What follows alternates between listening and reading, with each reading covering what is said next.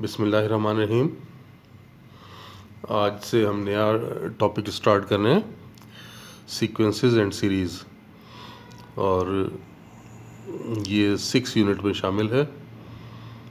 अब इसको हम पहले थोड़ा सा सीक्वेंसेस के बारे में थोड़ा सा आपको कंसेप्ट दे देते हैं कि सीक्वेंसेस से क्या मुराद है, और फिर इसकी आगे हम यूनिट में देखेंगे कि इसकी डिफरेंट टाइप्स जो हैं वो कैसे बनाई जाती हैं।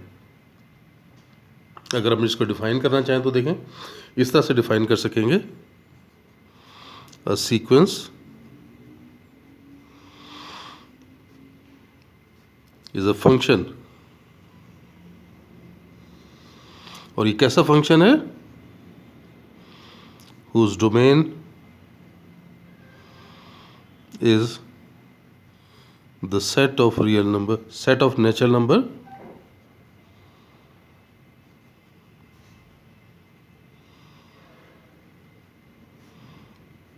and range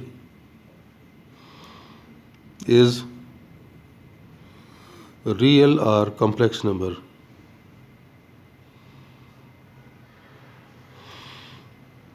यानी इसके डोमेन में आपके पास रियल ये नेचुरल नंबर होगा, और जबकि उसकी जो टर्म्स हैं वो रियल भी हो सकती हैं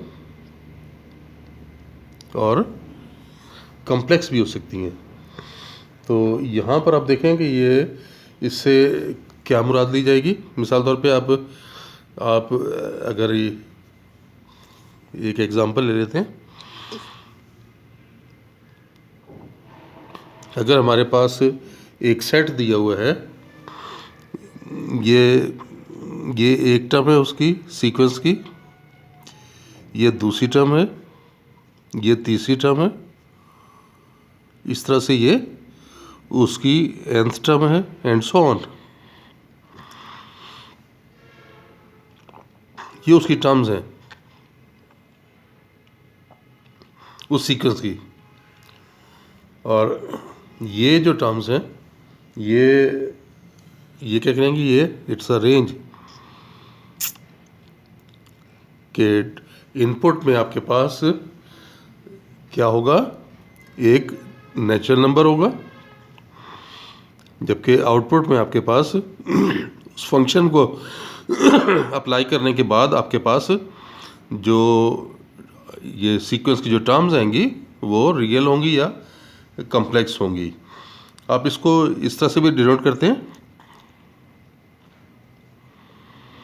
it is also denoted by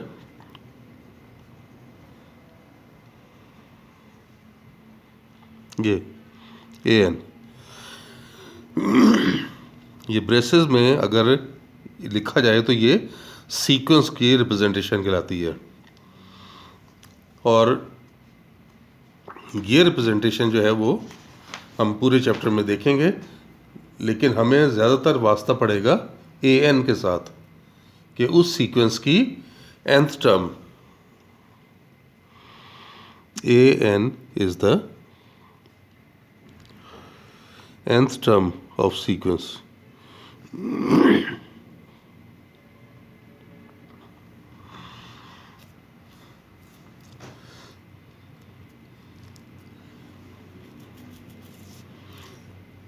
इसको देखें, अगर हम ये आगे इसकी फर्दर टॉपिक में हम बहुत कुछ करेंगे, इसकी टाइप्स देखनी है। इस यूनिट में 3 तरह की टाइप्स आपको सीक्वेंसेस की बताई गई हैं, अर्थमेटिक, ज्योमेट्रिक और हार्मोनिक। तो जो पहली एक्सरसाइज सिर्फ आपको रिलेट करती है सिर्फ nth टर्म के साथ, कि आपको nth टर्म दी हो या अगर सीक्वेंस दी हो तो उसकी नेक्स्ट टर्म्स कैसे मालूम की जाती हैं। तो एक्सरसाइज 6.1 देखें, क्वेश्चन नंबर 1 का फर्स्ट पार्ट। इसमें आपको nth टर्म गिवन है an equals to 2n-1 2n-3, ये है। अब आप ये देखो कि इसमें करें कि राइट द फर्स्ट 4 टर्म्स, ये आपको nth टर्म दी हुई है, फर्स्ट 4 टर्म्स के बाद A1, A2, A3, A4, 4 terms आपको चाहिए। तो A1 के लिए क्या करना होगा, देखें जहाँ n लिखा हुआ है उसकी जगह क्या आना चाहिए, 1 आना चाहिए ना। ये देखें यहाँ n है, ये 1 है, यानी n को 1 से रिप्लेस करेंगे तो फर्स्ट टर्म आ जाएगी। तो A1 equals to 2 into 1 minus 3 which is -1। अगर आप A2 लें तो 2 into 2 minus 3 which equals to 1। A3 लें तो 2 into 3 minus 3 equals to 3। A4 2 into 4 minus 3 5। तो ये फर्स्ट 4 टर्म्स ये बन गई। देख सकते हैं कोई ये मुश्किल तो नहीं है ना। n की जगह देखें ये वैल्यू 1 लगा रहे हैं, 2 लगा रहे हैं, 3 लगा रहे हैं, 4 लगा रहे हैं। इसी तरह और देख लें second part, an equals to -1 to the power n into n square. First term -1 power 1 into 1 square, तो ये -1 इंटू 1। A2 देख लें,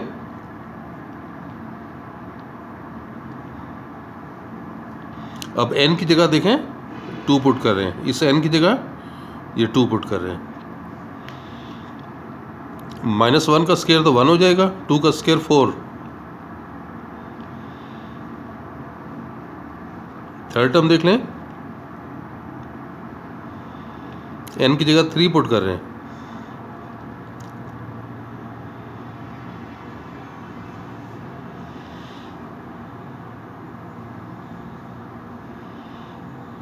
अब ये 4 पुट कर रहे हैं।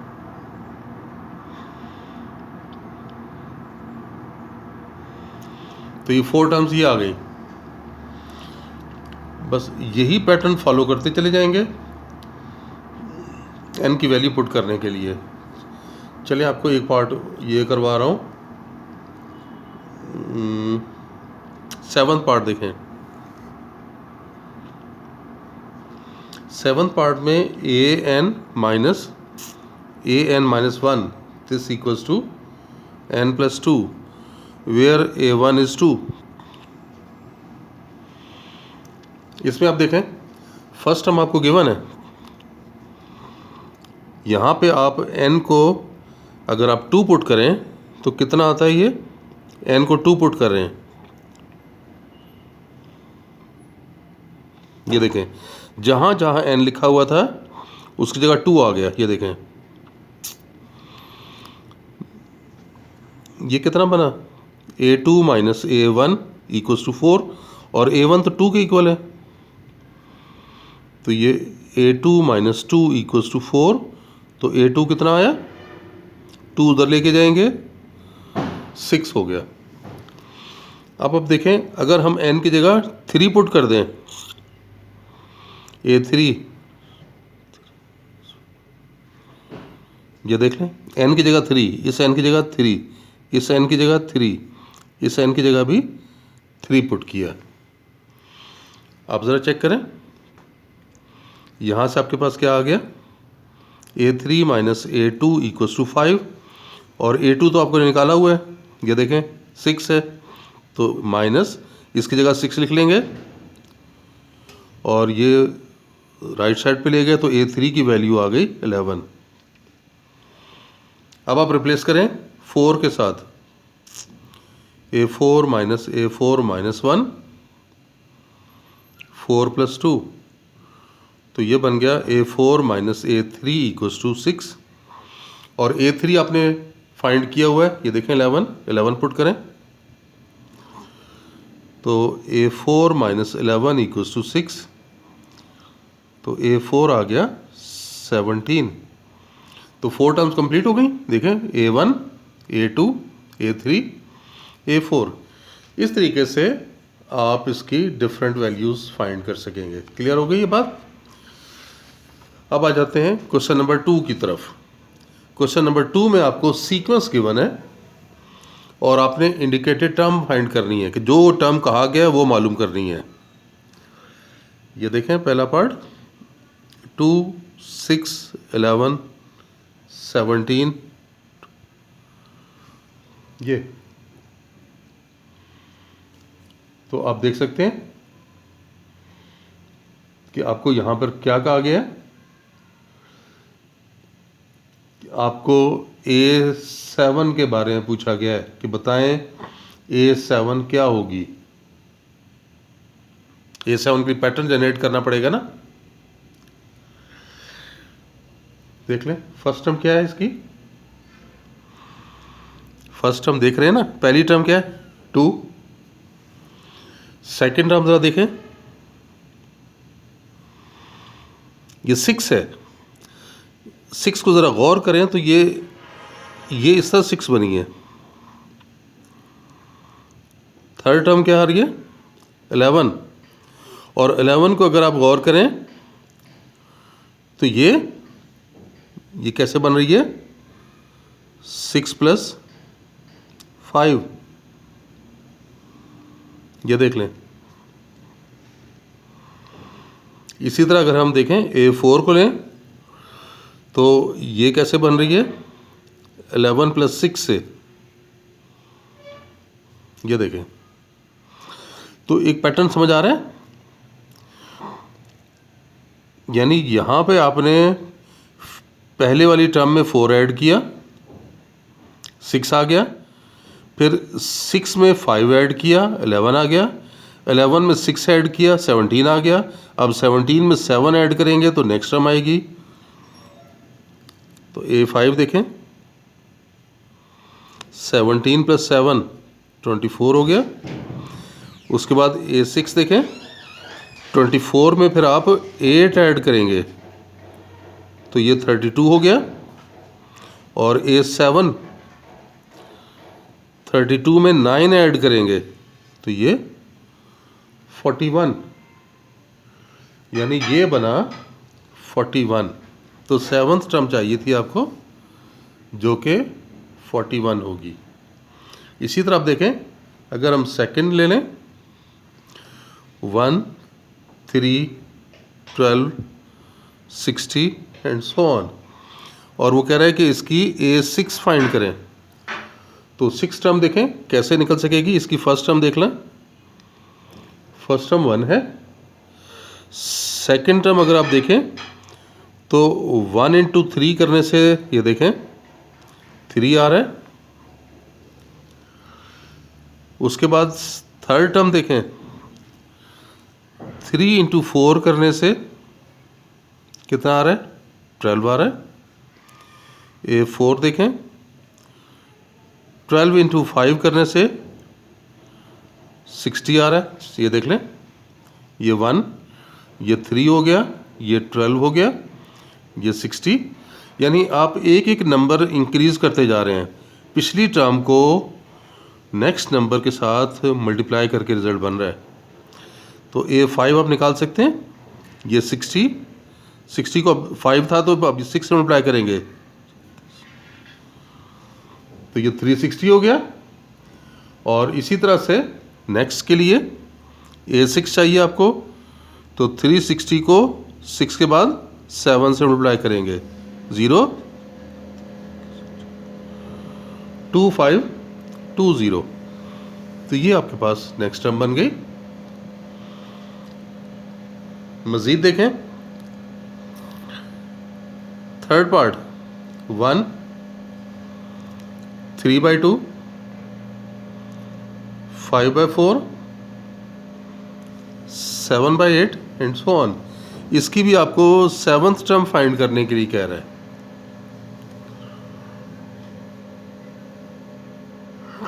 ये तो बड़ा ही आसान काम। देखें A1 तो 1 है, A2 क्या बन रही है देखें 3 आ रही है, यानी 1 + 2 करने से आ रही है। और नीचे 1 × 2 करने से देख सकते हैं ना, ये 3/2 बन रहा है ना। यानी ऊपर आपने 2 ऐड करना है और नीचे आपने 2 से मल्टीप्लाई करना है। देखिए नेक्स्ट टर्म, ये देखें 3 था ना, ऊपर आपने 2 ऐड किया और नीचे आपने 2 से मल्टीप्लाई किया। ये देखें 5/4 हो गया। ये 4 देखें, 5 में 2 ऐड किया और नीचे 2 से मल्टीप्लाई किया। फिर A5, 7 में 2 ऐड किया और नीचे 2 से मल्टीप्लाई किया, तो 9/16। इसी तरह अब नेक्स्ट देखें, A6 अगर लें, 9 में 2 ऐड किया और 16 को 2 से मल्टीप्लाई किया। और आपको चाहिए A7, तो 11 में 2 ऐड किया और 32 को 2 से मल्टीप्लाई किया, तो ये आपके पास 7th टर्म आ गई। तो क्लियर हो रही है बात? इस तरह से ये सीक्वेंस की डिज़ायर्ड टर्म्स निकल रही हैं। ये सीक्वेंस को देखने से आपको आइडिया होगा कि सीक्वेंस बन कैसे रही है। अब देखिए इसका अगर 4th पार्ट करते हैं, 1 -3 5 -7 9 up to so on. A8 निकालने के लिए कह रहा है। यहां पर आप देखें कि ये यहां से अंदाजा हो रहा है आपको। ये देखें -3, इसमें 2 ऐड किया और साइन चेंज कर दिया, फिर इसमें 2 ऐड किया और साइन चेंज कर दिया, इसमें 2 ऐड किया और साइन चेंज कर दिया। तो ये कौन सी टर्म है? 1 2 3 4 5 6। तो 7th टर्म देखें ज़रा क्या आएगी। 7th टर्म कैसे बन रही है? इसमें 2 ऐड किया और साइन चेंज किया,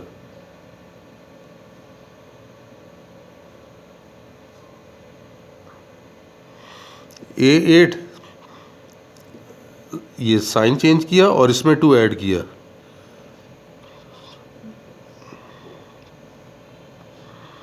तो ये ऑलरेडी माइनस के साथ था ना, तो प्लस हो जाएगा। अभी ये प्लस हो जाएगा, +13। अल्टरनेट साइन चल रहे हैं ना, अल्टरनेट साइन है, पॉजिटिव नेगेटिव। ये पॉजिटिव था, अब ये नेगेटिव हुआ, ये नेगेटिव था, अब ये पॉजिटिव हुआ, और 2 ऐड कर रहे हैं, तो 11 + 2 13। तो ये हमारे पास इसका 4th पार्ट हो गया। 5th पार्ट देखें,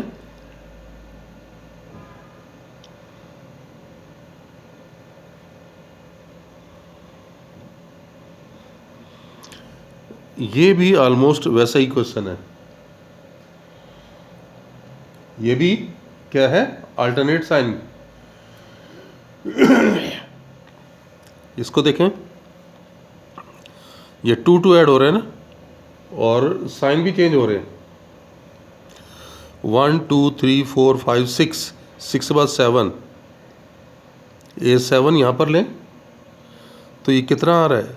माइनस है ना, तो ये 11 + 2 दैट इज 13।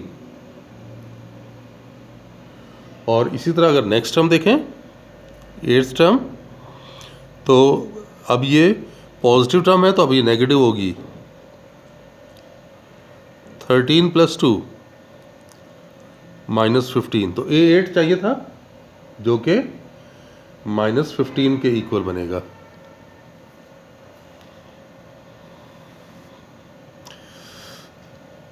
चलें, बस आज के लिए इतना ही। इंशाल्लाह नेक्स्ट लेक्चर में इसके फर्दर क्वेश्चंस करते हैं। तब तक के लिए अल्लाह हाफिज़।